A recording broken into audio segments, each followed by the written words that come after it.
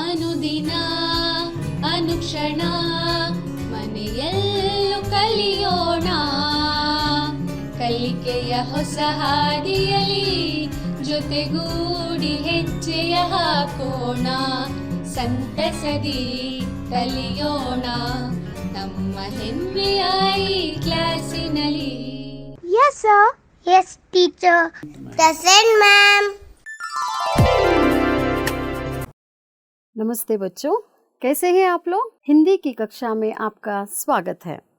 हिंदी वल्लरी में तृतीय भाषा हिंदी की छठी कक्षा के 12वीं पाठ और 13वीं पाठ पर आज हम लोग गौर करेंगे। ಮಕ್ಕಳ ಕೈಯಲ್ಲಿ ಪುಸ್ತಕ ಮತ್ತು ಪೆನ್ಸಿಲ್ನ ಹಿಡ್ಕೊಂಡು ರೆಡಿ ಆಗಿದ್ದೀರಾ ಅಂದ್ಕೊಳ್ತೀನಿ. ಖುಷಿಯಿಂದ ಪಾಠ ಕೇಳೋಕ್ಕೆ ಬಂದಿದ್ದೀರಾ? ಪಾಠ ಶುರು ಮಾಡೋಣವಾ? ಬನ್ನಿ. 12ನೇ ಪಾಠ, ಪೇಜ್ ನಂಬರ್ 73, 73 ಪುಟದ ಸಂಖ್ಯೆ ತೆಗೆದು ನಿಮ್ಮ ಮುಂದೆ ಇಟ್ಕೊಂಡ್ರೆ ನಾವು ಪಾಠನ ಶುರು ಮಾಡೋಣ. 12ನೇ ಪಾಠದಲ್ಲಿ ನೀವು ನೋಡ್ತಾ ಇದ್ದೀರಾ ಕ, ಕಿ ಮತ್ತು ಕೆ. ಶೀರ್ಷಿಕೆನ ನೋಡಿದ ತಕ್ಷಣ ನಿಮ್ಗೆ ಅನಿಸ್ತಾ ಇದೆ, ಓ ಇದು ಯಾವುದೋ ವ್ಯಾಕರಣದ ಪಾಠ ಇರಬೇಕು ಅಂತ ಅಲ್ವಾ ಮಕ್ಕಳ? ಹಾಂ, ವ್ಯಾಕರಣದ ಪಾಠನೇ. ವ್ಯಾಕರಣದಲ್ಲಿ ಕ, ಕಿ, ಕೆ ಹಿಂದಿನಲ್ಲಿ ಎಲ್ಲಿ ನಾವು ಪ್ರಯೋಗದಲ್ಲಿ ತರ್ತೀವಿ ಅನ್ನೋದನ್ನು ಇವತ್ತು ಈ ತರಗತಿಯಲ್ಲಿ ನಾವು ನೋಡೋಣ. व्याकरण के बिना कोई भाषा ही नहीं होता है बच्चों. व्याकरण से भाषा की सुंदरता बढ़ जाती है. ವ್ಯಾಕರಣ ಕನ್ನಡದಲ್ಲೂ ಇದೆ. ಲಿಂಗ, ವಚನ, ಸಂಧಿ, ಸಮಾಸ, ವಿಭಕ್ತಿ ಪ್ರತ್ಯಯಗಳು ಇದೆಲ್ಲ ಬರುತ್ತೆ ಅಲ್ವಾ? ಹಾಗೆಯೇ ಹಿಂದಿಯಲ್ಲೂ ವ್ಯಾಕರಣವಿದೆ. भी लिंग है, वचन है, कारक है और संधि है, समास है. ಕನ್ನಡದಲ್ಲಿ ನಾವು ಏನು ವಿಭಕ್ತಿ ಪ್ರತ್ಯಯಗಳು ಅಂತೀವಿ ಅದೇ ಹಿಂದಿನಲ್ಲಿ कारक. कारक शब्द का अर्थ होता है क्रिया को करने वाला, अर्थात संज्ञा या सर्वनाम के जिस रूप से वाक्य के अन्य शब्दों के साथ उनका संबंध सूचित करता हो उसे कारक कहते हैं ಅಲ್ವಾ ಮಕ್ಕಳ? ಇವಾಗ ಒಂದು ಸೆಂಟೆನ್ಸ್ ಇರುತ್ತೆ ಅಂದ್ಕೊಳ್ಳೋಣ. ಆ ಸೆಂಟೆನ್ಸಲ್ಲಿ ಕೆಲವು ಪದಗಳು ಇರುತ್ತೆ. ಆ ಪದಗಳಿಗೆ ಸಂಬಂಧವನ್ನು ಕಲ್ಪಿಸುವಂಥದ್ದೇ ಕಾರಕಗಳು. ಎಕ್ಸಾಂಪಲ್ ಇದೆ ನೋಡಿ ಮಕ್ಕಳ. ರಾಮನೆ ರಾವಣ್ಕೋ ಬಾಣ ಸೆ ಮಾರ ಅಲ್ವಾ? ಇವಾಗ ನಾನು ಓದಬೇಕಂದ್ರೆ ರಾಮ, ರಾವಣ್, ಬಾಣ, ಮಾರ ಅಂತ ಹೇಳಿದೆ ಅಂದ್ಕೊಳ್ಳಿ. ನಿಮ್ಗೇನು ಅರ್ಥ ಆಯಿತು? ಏನೂ ಅರ್ಥ ಆಗಿಲ್ಲ. कुछ भी पता नहीं चला है ना? वही अगर हम ऐसे पढ़े, राम ने रावण को बाण से मारा, समझ में तो आ गया. अब देखिए ये ने और को से व्याकरण में इन्हीं को कारक कहते हैं. ಮಕ್ಕಳ ಇದೇ ಸೇಮ್ ಎಕ್ಸಾಂಪಲು ನಾನು ಕನ್ನಡದಲ್ಲಿ ಹೇಳ್ತೇನೆ. ಕಾರಕ್ ಅಂದರೆ ವಿಭಕ್ತಿ ಪ್ರತ್ಯಯಗಳು. ರಾಮ ರಾವಣ ಬಾಣ ಹೊಡೆದು ಕೊಂದನು ಅಂದರೆ ನಿಮ್ಗೇನು ಅರ್ಥ ಆಗುತ್ತೆ? ಯಾರನ್ನ ಕೊಂದರು, ಯಾವುದರಿಂದ ಕೊಂದರು ಏನು ಗೊತ್ತಾಗ್ತಾ ಇಲ್ಲ. ಅವಾಗೇನು ಮಾಡ್ತೀನಿ ನಾನು ಇವಾಗ? ರಾಮನು ರಾವಣನನ್ನು ಬಾಣದಿಂದ ಹೊಡೆದು ಕೊಂದನು ಅಂದರೆ ನಿಮಗೆ ಗೊತ್ತಾಗುತ್ತೆ, ಓ ರಾಮನು ರಾವಣನನ್ನು ಬಾಣದ ಸಹಾಯದಿಂದ ಹೊಡೆದು ಕೊಂದನು ಅಂತ. ಇವಾಗ ಇಲ್ಲಿ ನು, ಅನ್ನು, ಇಂದ ಇವೆಲ್ಲವೂ ವಿಭಕ್ತಿ ಪ್ರತ್ಯಯಗಳು. ವಿಭಕ್ತಿ ಪ್ರತ್ಯಯಗಳಿಂದಲೇ ಒಂದು ವಾಕ್ಯಕ್ಕೆ ಅರ್ಥವನ್ನು ಕೊಡಬಹುದು. कारक में 8 प्रकार होते हैं. उनमें से एक कारक है संबंध कारक. ठीक है, संबंध कारक का चिन्ह है का, के, की. जो आपके पाठ में है बच्चों वही संबंध कारक है का, की और के. ठीक है, चलिए आप देखते हैं का, की, के का प्रयोग कैसे किया जाए. आप देखिए ये चित्र देखिए. ये चित्र में कौन है? लड़का है. ठीक है, ಹುಡುಗ ಇದ್ದಾನೆ. ಹಿಂದಿನಲ್ಲಿ ನಾವೇನು ಹೇಳ್ತೀವಿ? ಲಡಕ ಅಂತ ಹೇಳ್ತೀವಿ. ಇಲ್ಲಿ ನೋಡಿ ಲಡಕ ಅಂತ ಬರ್ತಿದ್ದೀವಿ. ಈಗ ನಾನು ಈ ಹುಡುಗನ ಬಗ್ಗೆ ಏನಾದರೂ ಮಾತಾಡಬೇಕು, ಇಲ್ಲ ಯಾವುದೇ ಒಂದು ವಸ್ತು ಅವನಿಗೆ ಸೇರಿದೆ ಅಂತ ಹೇಳಬೇಕು ಅಲ್ವಾ? ಆವಾಗ ನನಗೆ ಕನ್ಫ್ಯೂಷನ್ ಆಗುತ್ತೆ. ಕಾ ಪ್ರಯೋಗ ಮಾಡಬೇಕಾ, ಕೀ ಪ್ರಯೋಗ ಮಾಡಬೇಕಾ, ಇಲ್ಲ ಕೆ ಪ್ರಯೋಗ ಮಾಡಬೇಕಾ ಅಂತ. ಇವಾಗ ನಾನೊಂದು ಸಿಂಪಲ್ ಮೆಥಡ್ ಹೇಳ್ಕೊಡ್ತೀನಿ ಮಕ್ಕಳ. ನೋಡಿ, ಲಡಕ ಸ್ಪೆಲ್ಲಿಂಗ್. ಇವಾಗ ಇದನ್ನು ಮುಚ್ಚಿಬಿಡಿ. ಏನು ಕಾಣಿಸ್ತಾ ಇದೆ? ಬರೀ ಕ ಮಾತ್ರ ಕಾಣಿಸ್ತಾ ಇದೆ. ಅಂದರೆ ಹುಡುಗನ ಬಗ್ಗೆ पुल्लिंग के बारे में अगर हम बताना चाहते हैं, हम लोग क का प्रयोग करेंगे। ठीक है, राजू लड़का है, इसीलिए ರಾಜು का ಪುಸ್ತಕ್ ಮೇಜ್ ಪರ್ है। ಇಲ್ಲಿ ಒಂದು ಉದಾಹರಣೆನ ತಗೊಂಡಿದ್ದೀವಿ, ಮೇಜಿನ ಮೇಲೆ ಪುಸ್ತಕವಿದೆ ಆಯಿತಾ, ವಸ್ತು ಇದೆ, ಮೇಜಿನ ಮೇಲೆ ಪುಸ್ತಕ ಇದೆ, ಯಾರ ಜೊತೆ ಯಾವ ರೀತಿಯಲ್ಲಿ ನಾವು ಜೋಡಣೆನ ಮಾಡ್ತೀವಿ ಅನ್ನೋದನ್ನ ನೋಡೋಣ। ठीक है, चलिए देखते हैं। लड़का, अब राजू लड़का है और लड़का के साथ अगर पुस्तक मेज पर है, ಒಂದು ಪುಸ್ತಕ ಮೇಜಿನ ಮೇಲೆ ಇದೆ ಅಂತ ನಾನು ಹೇಳಕ್ಕೆ ಹೊರಟ್ರೆ ಆವಾಗ ರಾಜು का पुस्तक मेज पर है क्योंकि हम लड़के के बारे में बात कर रहे हैं। ಒಂದು ಹುಡುಗನ ಬಗ್ಗೆ ಮಾತಾಡ್ತಾ ಇದ್ದೀವಿ, ಅದಕ್ಕೋಸ್ಕರ ಕದು ಪ್ರಯೋಗ ಮಾಡ್ತೇವೆ। ಇಲ್ಲಿ ಮಕ್ಕಳ ಈ ಚಿತ್ರದಲ್ಲಿ ಯಾರಿದ್ದಾಳೆ? ಒಂದು ಹುಡುಗಿ ಇದ್ದಾಳೆ ಅಲ್ವಾ? ಹುಡುಗಿಗೆ ಹಿಂದಿನಲ್ಲಿ ನಾವೇನು ಹೇಳ್ತೀವಿ? ಲಡ್ಕಿ ಅಂತ ಹೇಳ್ತೀವಿ। ಕೀದು ಪ್ರಯೋಗ ಮಾಡ್ತೇನೆ, सीता की पुस्तक मेज पर है। ನೋಡಿ ಮಕ್ಕಳ, ಇಲ್ಲೂ ಪುಸ್ತಕ್ ಮೇಜ್ ಪರ್ है, ಇಲ್ಲೂ ಪುಸ್ತಕ್ ಮೇಜ್ ಪರ್ है, ಆದರೆ ಹುಡುಗಂದು ಪುಸ್ತಕ ಮೇಜಿನ ಮೇಲೆ ಇದೆ, ಅದಕ್ಕೆ ಕಾ ಪ್ರಯೋಗ ಮಾಡಿದ್ವಿ। ಇಲ್ಲಿ ಹುಡುಗಿದು ಪುಸ್ತಕ ಮೇಜಿನ ಮೇಲಿದೆ, ಕೀ ಪ್ರಯೋಗ ಮಾಡಿದ್ವಿ ಅಲ್ವಾ? ಇಲ್ಲಿ ಬನ್ನಿ, ಇಲ್ಲಿ ಏನು ಚಿತ್ರದಲ್ಲಿ ನೋಡ್ತಾ ಇದ್ದೀರಾ? ಇಬ್ಬರು ಹುಡುಗರಿದ್ದಾರೆ, ಅಂದರೆ ಬಹುವಚನ में है ना, बहुवचन हम लोग यहाँ पे प्रयोग में लाते हैं। सो लड़का का बहुवचन लड़के, सही। आप कोई भी चीज़, ಏನೇ ಒಂದು ವಸ್ತು ಇಲ್ಲ ಅವ್ರಿಬ್ಬರ ಬಗ್ಗೆ ಮಾತಾಡಬೇಕು, ಇಲ್ಲ ಅವ್ರ ಹತ್ರ ಇರೋ ವಸ್ತುವಿನ ಬಗ್ಗೆ ಮಾತಾಡಬೇಕು ಅಂದರೆ ಇವಾಗ ನೋಡಿ, ಲಡಕೆ ಸ್ಪೆಲ್ಲಿಂಗು ಲಡ್ ಮುಚ್ಚಿಬಿಡಿ, ಏನು ಕಾಣಿಸ್ತಾ ಇದೆ ನಿಮಗೆ? ಕೆ ಕಾಣಿಸ್ತಾ ಇದೆ। ಇವಾಗ ರಾಜು और दीपक के पुस्तक मेज पर है। बच्चों समझ में आया? ಬಹುವಚನಲ್ಲಿ ಕೆ ಅಂತ ಯೂಸ್ ಮಾಡ್ತೀವಿ ನೋಡಿ, ಎಲ್ಲನೂ ಇಲ್ಲೇ ಇದೆ। ಇದು ಲಡಕ, ಹುಡುಗನ ಬಗ್ಗೆ ಮಾತಾಡಬೇಕು, ಹುಡುಗನಿಗೆ ಸೇರಿದೆ ಅಂದರೆ ಕ प्रयोग करते हैं। अगर स्त्रीलिंग लड़की, अगर उसके बारे में बात करेंगे तो की का प्रयोग करते हैं। अगर बहुवचन रूप में प्रयोग में लाएंगे तो के बारे में बात करते हैं। आपको तो आइडिया मिल गया होगा ಅಲ್ವಾ ಮಕ್ಕಳ? ಐಡಿಯಾ ಅಂತೂ ನಿಮಗೆ ಸಿಕ್ಕಿದೆ ಯಾವ ಥರ ಕಾ ಕೀ ಕೇದು ಪ್ರಯೋಗನ ಮಾಡಬೇಕು ಅಂತ। ಇವಾಗ ಇಲ್ಲಿ ನೋಡಿ, ರಾಜು ಶೀಲಾ ಕಾ ಭಾಯಿ है। ರಾಜು ಯಾರು? ಒಂದು ಹುಡುಗ ಅಲ್ವಾ? ಅವಾಗ ಏನು ಮಾಡ್ತೀವಿ ನಾವು? ಕ ಅಂತ ಹಾಕ್ತೀವಿ। ಇವಾಗ ಇನ್ನೊಂದು ಎಕ್ಸಾಂಪಲ್ ನೋಡೋಣ। ಯ ಸೋನು ಕಿ ಅಲ್ಮಾರಿ है। ಈ ಅಲ್ಮಾರಿ ಸ್ತ್ರೀಲಿಂಗ ಮಕ್ಕಳ। ಇವಾಗ ಕನ್ನಡದಲ್ಲಿ ಲಿಂಗ ಇದೆ, ಸ್ತ್ರೀಲಿಂಗ ಪುಲ್ಲಿಂಗ, ಅದರ ಜೊತೆ ನಪುಂಸಕ ಲಿಂಗ ಅಂತಲೂ ಇದೆ ಅಲ್ವಾ? ಯಾವುದೇ ವಸ್ತುಗಳಿಗೆ ಜೀವ ಇಲ್ಲ ಅಂದರೆ ಅದನ್ನು ನಾವು ನಪುಂಸಕ ಲಿಂಗದಲ್ಲಿ ಇಡ್ತೇವೆ। ಹಿಂದಿನಲ್ಲಿ ಎರಡೇ ಲಿಂಗ ಇರೋದು, ಒಂದು ಸ್ತ್ರೀಲಿಂಗ ಮತ್ತು ಇನ್ನೊಂದು ಪುಲ್ಲಿಂಗ। ನಿರ್ಜೀವ ವಸ್ತುಗಳನ್ನು ಸಹ ನಾವು ಸ್ತ್ರೀಲಿಂಗದಲ್ಲೇ ಇಡಬೇಕು, ಇಲ್ಲ ಪುಲ್ಲಿಂಗದಲ್ಲೇ ಇಡಬೇಕು। ಎಕ್ಸಾಂಪಲ್ಗೆ ಇವಾಗ ಇದು ಟಿ ವಿ ಇದೆ, ಫ್ರಿಡ್ಜ್ ಇದೆ, ಫ್ಯಾನ್ ಇದೆ, ಎಲ್ಲವನ್ನು ಇಲ್ಲ ಸ್ತ್ರೀಲಿಂಗದಲ್ಲಿ ಇಡ್ತೀವಿ, ಇಲ್ಲಾಂದರೆ ಪುಲ್ಲಿಂಗದಲ್ಲಿ ಇಡ್ತೀವಿ। ಇಲ್ಲಿ ಅಲ್ಮಾರಿ ಸ್ತ್ರೀಲಿಂಗ, ಅವಾಗೇನು ಮಾಡ್ತೀವಿ ನಾವು? ಯ ಸೋನು ಕಿ ಅಲ್ಮಾರಿ है, ಆಯಿತಾ? ಇವಾಗ ए दीपक के बैल है, बैल दो है, बहुवचन, इसीलिए हम लोग इस्तेमाल करेंगे के का प्रयोग। ये दीपक के बैल हैं। ಹುಡುಗ ಆದರೆ ಕ, ಹುಡುಗಿ ಆದರೆ ಕಿ, और ಬಹುವಚನ ರೂಪಲ್ಲಿದ್ದರೆ ಕೆ। ಮಕ್ಕಳ, ಇವಾಗ ನಿಮ್ಮದು ಟೆಕ್ಸ್ಟ್ ಬುಕ್ನ ತೆಗೆದು ಕೂತಿದ್ದೀರಾ ನೋಡಿ, ನಿಮ್ಮ ಪಾಠವನ್ನು ಇವಾಗ ಶುರು ಮಾಡೋಣ। ನೋಡೋಣ ನಿಮ್ಮ ಪಾಠದಲ್ಲಿ ಯಾವ ಉದಾಹರಣೆಯನ್ನು ಕೊಟ್ಟು ಕಾ ಕಿ ಕೇದು ಪ್ರಯೋಗ ಮಾಡಬೇಕು ಅಂತ ಹೇಳ್ತಾ ಇದ್ದಾರೆ, ಆಯಿತಾ? ಬನ್ನಿ।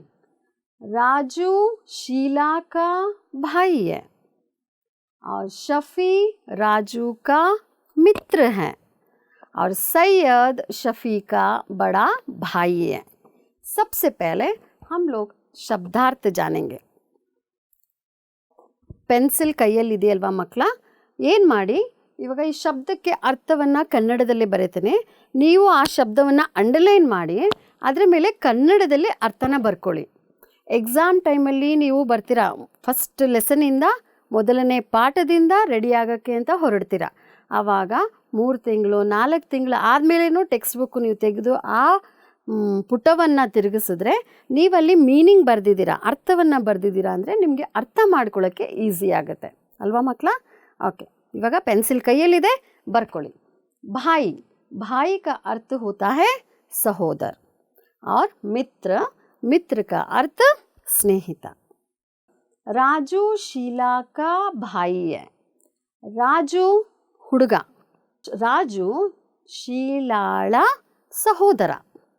ಓಕೆ, ಇವಾಗ ರಾಜು ಹುಡುಗ, ಅದಕ್ಕೆ ನಾವಿಲ್ಲಿ ಕ ಪ್ರಯೋಗ ಮಾಡಿದ್ದೀವಿ. ಇಲ್ಲಿನೂ ಅಷ್ಟೇ, ಶಫಿ ರಾಜು ಕಾ ಮಿತ್ರ ಹೈ. ಶಫಿ ರಾಜುವಿನ ಸ್ನೇಹಿತ. ಇಲ್ಲಿ ಶಫಿ ಅನ್ನೋದು ಹುಡುಗ, ಅದಕ್ಕೆ ಕದು ಪ್ರಯೋಗ ಮಾಡಿದ್ದೀವಿ. ನೆಕ್ಸ್ಟ್, ಸೈಯದ್ ಶಫಿ ಕಾ ಬಡಾ ಭಾಯಿ ಹೈ. ಸೈಯದ್ ಅನ್ನೋ ಹುಡುಗ, ಶಫಿ ಇಲ್ಲಿದಾನೆಲ್ಲ, ಇವನು ಶಫಿ, ಇವನು ಸೈಯದ್.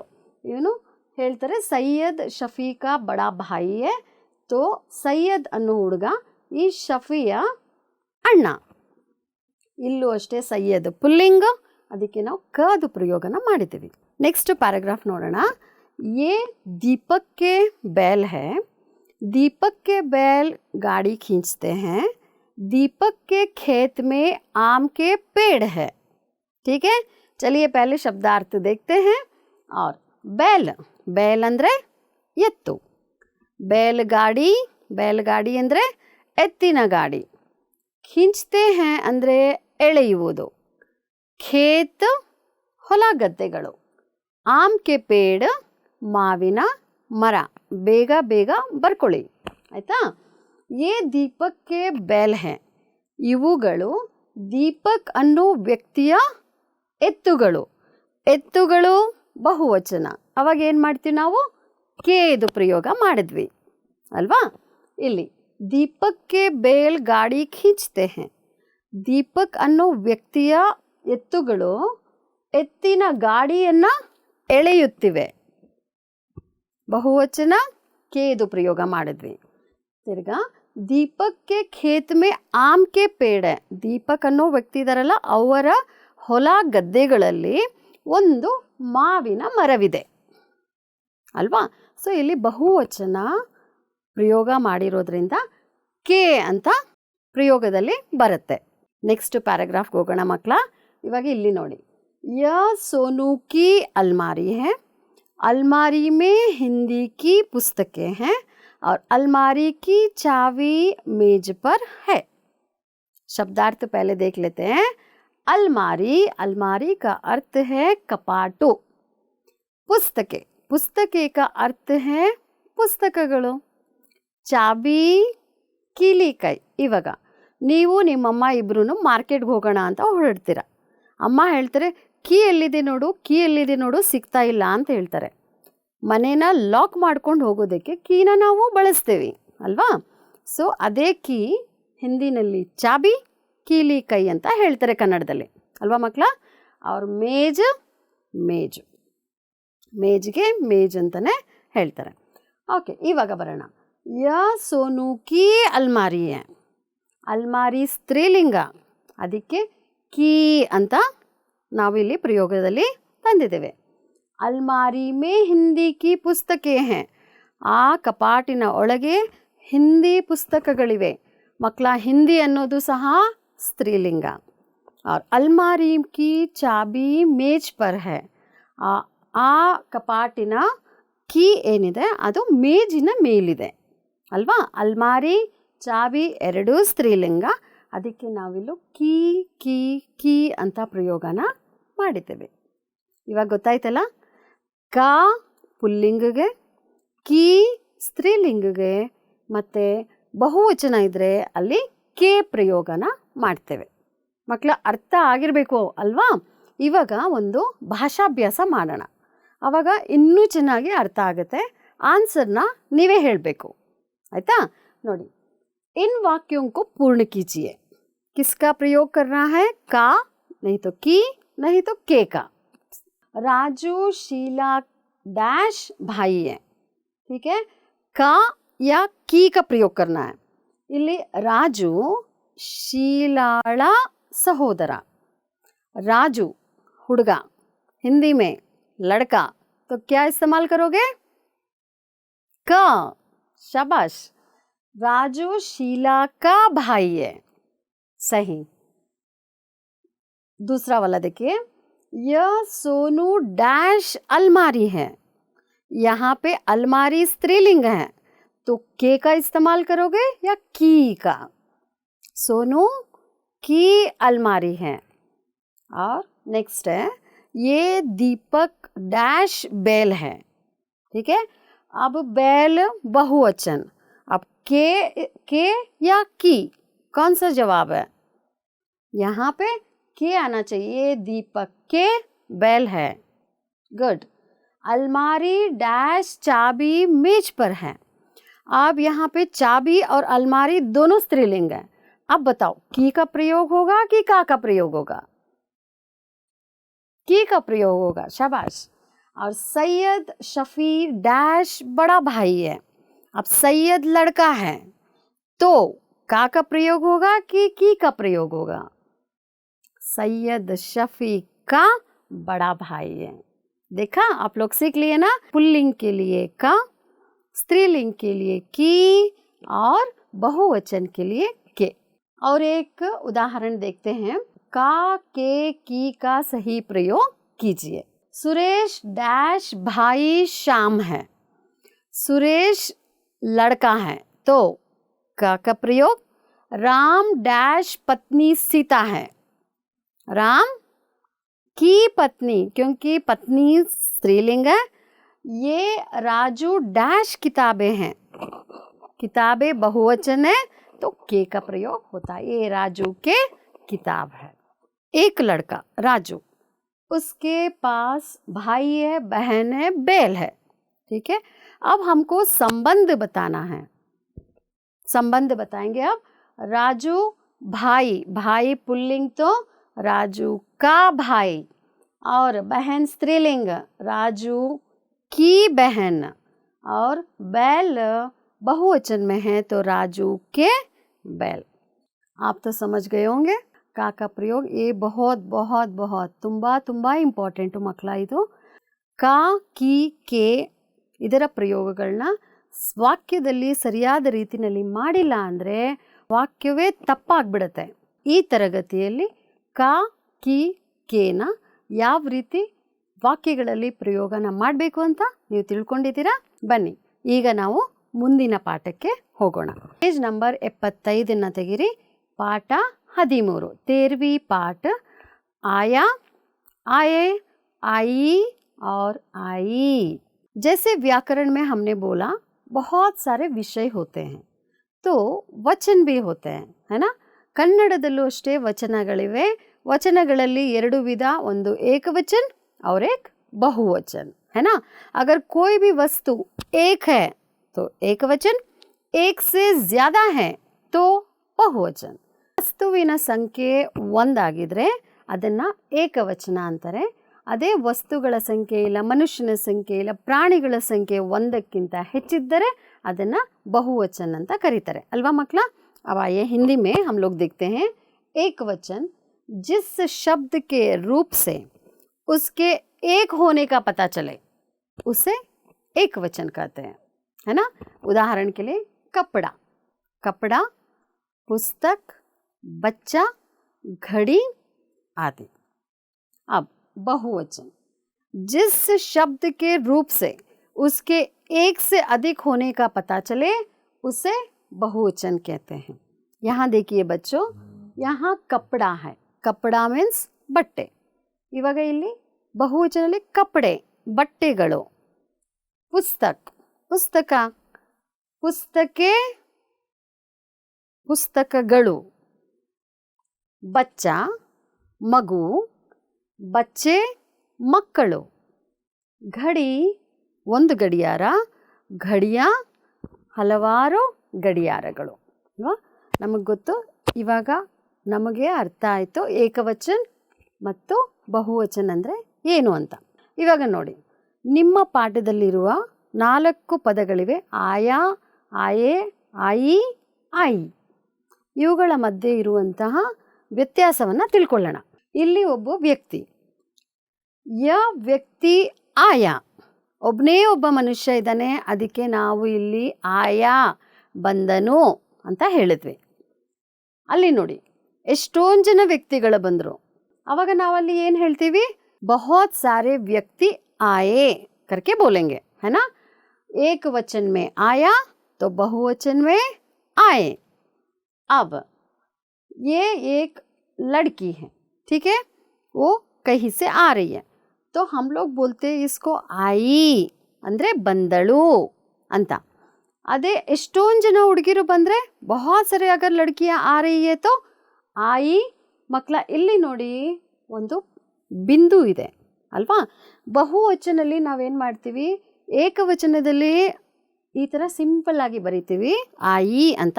ಅದೇ ಬಹುವಚನಲ್ಲಿ ಇಲ್ಲಿ ನೋಡಿ ಈ ಬಿಂದಿ ಹಾಕಿ ನಾವು ಬರಿತೀವಿ ಆಯಿ अकेली लड़की आई और यहाँ पे बहुत सारे लड़कियाँ आई है. तो देखिए ध्यान दीजिए यहाँ पे बिंदी है. उदाहरण के तौर पर माली बगीचे से आया. देखिए एक अकेला व्यक्ति बगीचे से आ रहा है, ತೋಟದಿಂದ ಬರ್ತಾ ಇದ್ದಾನೆ. ಅಲ್ಲಿ ಮಾಲಿ ತೋಟದಿಂದ ಬಂದ. ಇವಾಗ ದಾದಾಜಿ ಬಾಜಾರ್ ಸೆ ಆಯೆ. ಮಕ್ಕಳ ಇವರು ನಾವು ತಾತ ಅಂತ ಹೇಳ್ತೀವಿ, ಇಲ್ಲ ಅಜ್ಜ ಅಂತ ಹೇಳ್ತೀವಿ. ಇವಾಗ ಅವ್ರಿಗೆ ನಾವು ಮರ್ಯಾದೆ ಕೊಡಬೇಕು ಮಾತಾಡ್ಬೇಕಂದ್ರೆ ಅಲ್ವಾ. ತಾತ ಬಂದನು ಯಾ ತಾತ ಬಂದ ಅಂತ ಹೇಳಕ್ಕಂತೂ ಆಗಲ್ಲ. ನಾವೇನು ಹೇಳ್ತೀವಿ ಅಲ್ಲಿ? ತಾತ ಇಲ್ಲ ಅಜ್ಜ ಬಂದರು ಅಂತ ಹೇಳ್ತೀವಿ. ಇಲ್ಲಿ ಹಿಂದಿನಲ್ಲಿ ನಾವು ಯಾವಾಗ ರೆಸ್ಪೆಕ್ಟ್ ಕೊಡ್ತೀವಿ ಆಗ ನಾವು ಅವ್ರಿಗೆ ಅಲ್ಲಿ ಬಹುವಚನವನ್ನು ಪ್ರಯೋಗಕ್ಕೆ ತರ್ತೇವೆ. ಇಲ್ಲಿ ಅರ್ಥ ಏನಾಗುತ್ತೆ? ದಾದಾಜಿ ಬಾಜಾರ್ ಸೆ ಆಯೆ ಅಂದರೆ ಮಾರುಕಟ್ಟೆಯಿಂದ ಬಂದರು, ಆಯಿತಾ. ಇಲ್ಲಿ ನೋಡಿ ಆಯಾ ಏಕವಚನ, ಆಯೆ ಬಹುವಚನ, ಬಂದರು. ಇವಾಗ ಇನ್ನೊಂದು ಎಕ್ಸಾಂಪಲ್ ನೋಡೋಣ. ವನಿತಾ ಪಾಠಶಾಲಾ ಸೆ ಐ. ವನಿತಾ ಅನ್ನೋ ಹುಡುಗಿ ಪಾಠಶಾಲೆಯಿಂದ ಬಂದಳು, ಆಯಿತಾ. ಆಯಿ ಮೀನ್ಸ್ ಏಕವಚನ, ಬಂದಳು. ಇಲ್ಲಿ ಚಿಡಿಯಾ ಆಯಿ. ಚಿಡಿಯಾ ಅಂದರೆ ಹಕ್ಕಿಗಳು, ಬಹುವಚನದಲ್ಲಿದೆ. ಅವಾಗೇನಾಯಿತು? ಚಿಡಿಯಾ ಆಯಿ. ಇದ್ರ ಮೇಲೆ ನೋಡಿ ಇದೆ ಒಂದು ಬಿಂದು ಇದೆ. ಸೊ ಇವಾಗ ನಮಗೆ ಗೊತ್ತಾಯಿತು ಆಯಾ ಬಂದನು ಅಲ್ವಾ, ಇದು ಬಹುವಚನದಲ್ಲಿ ಆಯೆ. ಆಮೇಲೆ ಆಯಿ ಅಂದರೆ ಒಂದು ಹುಡುಗಿ ಇದ್ದರೆ ಏಕವಚನದಲ್ಲಿ, ಇಲ್ಲಿ ಆಯಿ ಅಂದರೆ ಬಹುವಚನದಲ್ಲಿ ಇದನ್ನು ಆಯಿನ ಪ್ರಯೋಗಕ್ಕೆ ತರ್ತೀವಿ. ಅದರ ಮೇಲೆ ಒಂದು ಬಿಂದುನ ಬರಿತೇವೆ. ನೋಡಿ ಮಕ್ಕಳ, ಆಯಾ ಬಂದನು ಇದರದ ಅರ್ಥ ಆಯೆ ಬಂದರು. ಆಯಿ ಅಂದರೆ ಬಂದಳು. ಇಲ್ಲಿ ಆಯಿ ಹಾಕಿ ಇಲ್ಲಿ ಒಂದು ಬಿಂದು ಹಾಕಿದ್ದೀವಿ ಅಂತ ಹೇಳಿದ್ರೆ ಅದು ಬಹುವಚನದಲ್ಲಿ ಪ್ರಯೋಗ ಆಗುತ್ತೆ. ಅವಾಗ ಅಲ್ಲಿ ಬಂದರು ಅಂತ ಹೇಳ್ತೀವಿ. ನೋಡಿ ಇವಾಗ ಟೆಕ್ಸ್ಟ್ ಬುಕ್ಕಲ್ಲಿ ನಿಮ್ಮ ವಾಕ್ಯಗಳಿವೆ, ಅದನ್ನು ನಾನು ಓದ್ತೀನಿ, ನೀವು ನನ್ನ ಜೊತೆ ಓದೋಕ್ಕೆ ಪ್ರಯತ್ನನ ಪಡಿ. ಮಾಲಿ ಬಗೀಚೆ ಸೆ ಆಯಾ ವ ಫೂಲ್ ಲೇಕರ್ ಆಯಾ. ಫಸ್ಟು ಶಬ್ದಾರ್ಥನ ಬರ್ಕೊಳ್ಳಿ. ಬಗೀಚೆ ಅಂದರೆ ತೋಟ, ಫೂಲ್ ಅಂದರೆ ಹೂ. ಮಾಲಿ ಬಗೀಚೆ ಸೆ ಆಯಾ, ಆ ಮಾಲಿ ತೋಟದಿಂದ ಬಂದನು. ವ ಫೂಲ್ ಲೇಕರ್ ಆಯಾ, ಅವನು ತೋಟದಿಂದ ಹೂಗಳನ್ನು ತಂದನು. ಏಕವಚನ, ಒಬ್ಬ ವ್ಯಕ್ತಿ ಇದ್ದಾನೆ, ಅದಕ್ಕೆ माली बगीचे से आया वो फूल लेकर आया. अगर व्यक्ति एक है तो एक वचन में प्रयोग होता है आया. दादाजी बाजार से आए गरम जलेबी लाए. ಇಲ್ಲಿ ಶಬ್ದಾರ್ಥದಲ್ಲಿ ದಾದಾಜಿ ಅಂದರೆ ತಾತ, ಇಲ್ಲಾಂದರೆ ಅಜ್ಜ ಅಂತಲೂ ಕರಿತೀವಿ. ಬಾಜಾರ್ ಅಂದರೆ ಮಾರುಕಟ್ಟೆ, ಗರಂ ಬಿಸಿ ಬಿಸಿ. ದಾದಾಜಿ ಬಾಜಾರ್ ಸೆ ಆಯೆ. ದಾದಾಜಿ ನಮಗಿಂತ ಹಿರಿಯರು, ನಾವಲ್ಲಿ ಅವ್ರಿಗೆ ಗೌರವವನ್ನು ಕೊಡ್ತೇವೆ. ಅವಾಗೇನಂತೀವಿ? ಬಂದರು ಅಂತೇವೆ ಅಲ್ವಾ. ಸೊ ಇಲ್ಲಿ ತಾತ ಮಾರುಕಟ್ಟೆಯಿಂದ ಬಂದರು. ಗರಂ ಜಿಲೇಬಿ ಲಾಯೆ, ಬಿಸಿ ಬಿಸಿಯಾದ ಜಿಲೇಬಿಯನ್ನು ತಂದರು ಅಲ್ವಾ ಮಕ್ಕಳ. ಇಲ್ಲಿ ಗೌರವ ಕೊಡಬೇಕಂದ್ರೂ ನಾವಿಲ್ಲಿ ಬಹುವಚನವನ್ನು ಪ್ರಯೋಗದಲ್ಲಿ ತರ್ತೇವೆ. ಆಗ ನಾವು ಆಯಾ ಅನ್ನೋದಿಲ್ಲ, ಆಯೇ ಅಂತೀವಿ. ಆಯಾ ಏಕವಚನ, ಆಯೇ ಬಹುವಚನ. ನೆಕ್ಸ್ಟ್ ಲೈನ್ಗಳನ್ನ ನೋಡ್ಕೊಳ್ಳಿ ಮಕ್ಕಳ. वनिता पाठशाला से आई और वो परीक्षा देकर आई. देखिए लड़की वनिता वो पाठशाला से आई, वह परीक्षा देकर आई. शब्दार्थ लिख लीजिए. पाठशाला कन्नड़ में भी पाठशाले और परीक्षा परीक्षे. वनिता पाठशाला से आई, वनिता ಪಾಠಶಾಲೆಯಿಂದ ಬಂದಳು. ವ ಪರೀಕ್ಷಾ ದೇಕರ್ ಆಯಿ, ಅವಳು ಪರೀಕ್ಷೆಯನ್ನು ಬರೆದು ಬಂದಳು. ಒಬ್ಳು ಹುಡುಗಿ ಏಕವಚನದಲ್ಲಿ ನಾವು ಇದನ್ನು ಪ್ರಯೋಗದಲ್ಲಿ ತರ್ತೇವೆ, ಆಗ ನಾವು ಆಯಿ ಅಂತ ಹೇಳ್ತೀವಿ. ವನಿತಾ ಪಾಠಶಾಲಾ ಸೆ ಆಯಿ और वह परीक्षा देकर आई. चिड़िया आई, चिड़िया दाने चुगने आई. ಅರ್ಥ ಬರ್ಕೊಳ್ಳಿ ಮಕ್ಕಳ. ಚಿಡಿಯಾ ಅಂದರೆ ಹಕ್ಕಿಗಳು. ನೋಡಿ ಈ ಪಿಕ್ಚರಲ್ಲಿ ನಾವು ನೋಡ್ಬೋದು ಹಕ್ಕಿಗಳು. ದಾನೆ ಅಂದರೆ ಕಾಳು. ಇವಾಗ ಅರ್ಥ ನೋಡೋಣ. ಚಿಡಿಯಾ ಆಯಿ, ಹಕ್ಕಿಗಳು ಬಂದವು. ಬಹುವಚನದಲ್ಲಿ ಪ್ರಯೋಗ ಮಾಡಬೇಕು. ಚಿಡಿಯಾ ದಾನೆ ಚುಗನೆ ಆಯಿ, ಹಕ್ಕಿಗಳು ಕಾಳನ್ನು ತಿನ್ನಲು ಬಂದವು. ಇವಾಗ ಇಲ್ಲಿ ನೋಡಿ ಒಂದು ಬಿಂದು ಇದೆ, ಮತ್ತು ಇಲ್ಲಿನೂ ಸಹ ಒಂದು ಬಿಂದು ಇದೆ. ಇವಾಗ ಆಯಿ ಬರೆದ್ಬಿಟ್ಟು ಬಿಂದು ಹಾಕಿದ್ವಿ ಅಂದರೆ ಅದು ಬಹುವಚನದಲ್ಲಿ ಪ್ರಯೋಗಕ್ಕೆ ಬರುತ್ತೆ ಅಂತ ಆಯಿತು ಮಕ್ಕಳ. ಇವಾಗ ಗೊತ್ತಾಗಿರಬೇಕು. ಹಯಾ ಏಕವಚನ್, ಬಂದನು ಆಯೇ ಬಂದರು ಬಹುವಚನದಲ್ಲಿ ಪ್ರಯೋಗಕ್ಕೆ ಬರುತ್ತೆ. ಆಯಿ ಬಂದಳು, ಆಯಿ ಮೇಲೆ ಒಂದು ಬಿಂದಿ ಹಾಕಿದ್ದೀವಿ ಅಂದರೆ ಬಹುವಚನದಲ್ಲಿ ಬಂದರು. ವ್ಯಾಕರಣಾಂಶವನ್ನು ಮಾಡೋಣ. वाक्य पूर्ण कीजिए. ब्रैकेट में है जवाब, आपको इसको प्रयोग में लाना है. सरिता बाजार से डैश. अब आया आई, ठीक है. सरिता एक लड़की है तो क्या लिखेंगे? सरिता बाजार से आई. उदाहरण तो मैंने दे दिया. माली बगीचे से डैश. आया या आई? माली लड़का है, आया. और दादाजी जलेबी डैश. लाया बोलोगे कि लाए बोलोगे? लाए, क्योंकि आदर रेस्पेक्ट देना है. और वनिता पाठशाला से डैश. वनिता लड़की है तो क्या लिखोगे? आई. गुड. और चिड़िया, चिड़िया डैश. ये आई लिखोगे या बिंदु वाली आई लिखोगे? ये आई लिखोगे क्योंकि चिड़िया अकेली है, एक वचन में है ना. अब चिड़िया देखिए बच्चों, ये चंद्र बिंदु है. चंद्र बिंदु मतलब बहुवचन में हम लोग प्रयोग में लाते हैं. इवाग चिड़िया डैश. इवाग इल्ली बहुवचनದ आई ಬರುತ್ತಾ ಇಲ್ಲ ಏಕವಚನದ आई ಬರುತ್ತಾ? ಬಹುವಚನದ आई ಬರುತ್ತೆ. ಏನಕ್ಕಂದರೆ ಚಿಡಿಯಾ ಒಂದಕ್ಕಿಂತ ಹೆಚ್ಚಿವೆ ಹಕ್ಕಿಗಳು. ಓಕೆ, ಎಷ್ಟೊಂದಿವೆ, ಅದಕ್ಕೆ ಆಯಿ ವಿತ್ ಬಿಂದಿ ಹಾಕ್ತೀವಿ. ಇವಾಗ ಮಾಮಾಜಿ ಗಾಂವ್ ಸೇ ಡ್ಯಾಶ್. ಮಾಮಾಜಿಗೆ ರೆಸ್ಪೆಕ್ಟ್ ಕೊಡಬೇಕು, ಮರ್ಯಾದೆ ಕೊಡಬೇಕು. ಅವಾಗೇನು ಹೇಳ್ತೀವಿ? ಆಯಾ ಹೇಳ್ತೀವ, ಆಯೇ ಹೇಳ್ತೀವ? ಆಯೇ. ಮಾಮಾಜಿ ಗಾಂವ್ ಸೇ आए. पाठ के अंतिम पड़ाव में बच्चों गृह कार्य देना अनिवार्य है क्योंकि मूल्यांकन करना है. ಬರೆದ್ಬಿಟ್ಟು ನಿಮ್ಮ ಅಧ್ಯಾಪಕರಿಗೆ ತೋರಿಸಿ ಅವರಿಂದನೂ ಶಾಬಾಷ್ ಅಂತ ಶಾಬಾಷಿನ ತಗೊಳ್ಳಿ. ನನ್ನ ಹೆಸರು ಮಮತಾ ಕಶ್ಯಪ್. ಬೆಂಗಳೂರಿನ ಮಲ್ಲೇಶ್ವರಂನಲ್ಲಿರುವ ನಿರ್ಮಲಾ ರಾಣಿ ಪ್ರೌಢಶಾಲೆಯಲ್ಲಿ ಹಿಂದಿ ಶಿಕ್ಷಕಿಯಾಗಿ ಕಾರ್ಯವನ್ನು ನಿರ್ವಹಿಸ್ತಾ ಇದ್ದೇನೆ. ಇಂದಿನ ಪಾಠವನ್ನು ಇಲ್ಲಿಗೆ ಮುಕ್ತಾಯ ಮಾಡೋಣ ಮಕ್ಕಳೇ. ಮುಂದಿನ ತರಗತಿಯಲ್ಲಿ ಪುನಃ ಸಿಗೋಣ.